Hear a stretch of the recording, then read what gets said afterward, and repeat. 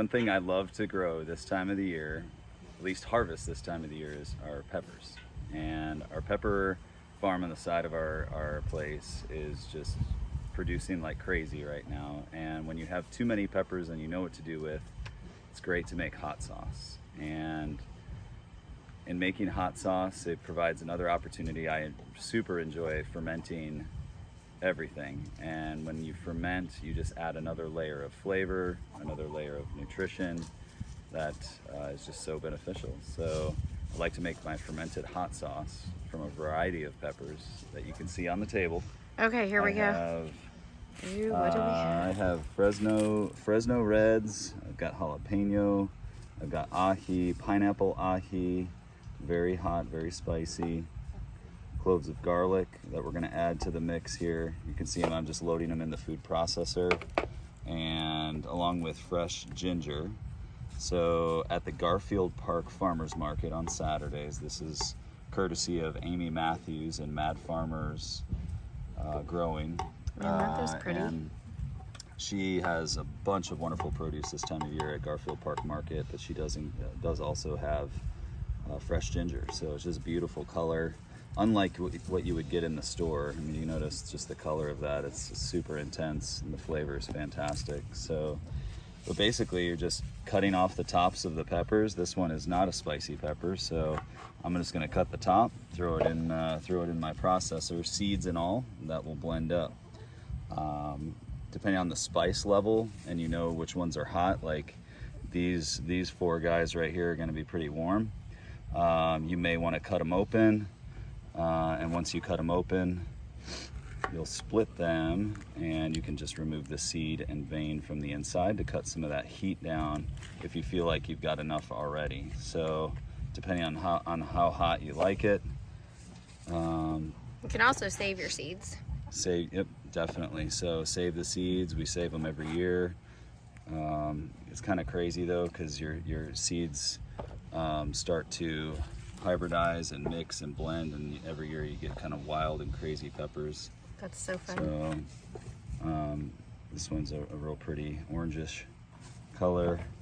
So in the peppers go in the food processor with some fresh garlic clove and some fresh ginger.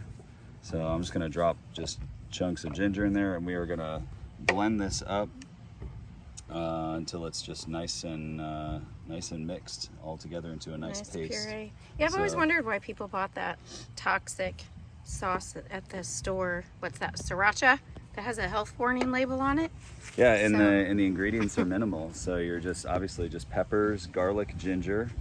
You can add a little bit of salt, a little bit of pepper, and after you blend it to a puree, you're gonna take that puree and put it in I just use a wide mouth mason jar and let it sit out.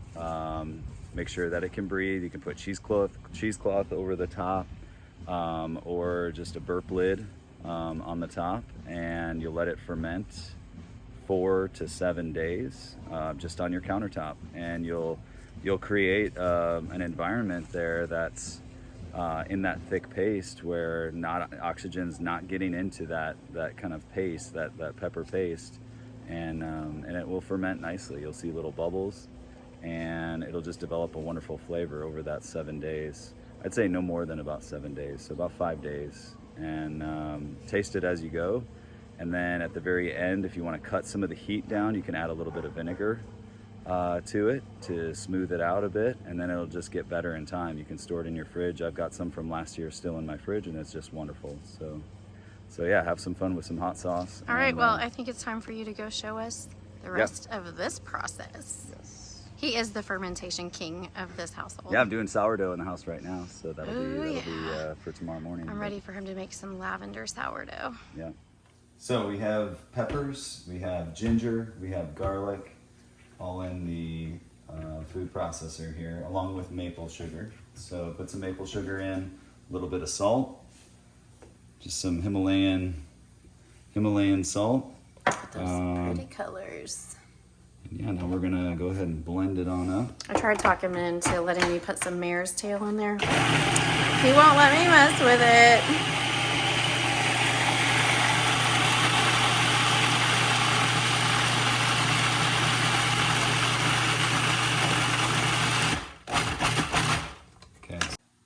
so I was talked into putting some nasturtium flower and leaf in the hot sauce. So nasturtium flower and leaves, very peppery, very spicy, antiviral, and just gonna add to the overall nutrition here. Why not, right? So the stronger, the better, more beneficial. It's gonna be fermented, so you can have that live probiotic in there as well. Not only helping our gut, but also increasing the flavor. And so now that everything is blended up really, really well, we can go ahead and get it into our wide mouth mason jar. And I do have a fermenting burp lid that is on top of it that will allow that gas to come off during the fermentation here on the countertop. So, okay.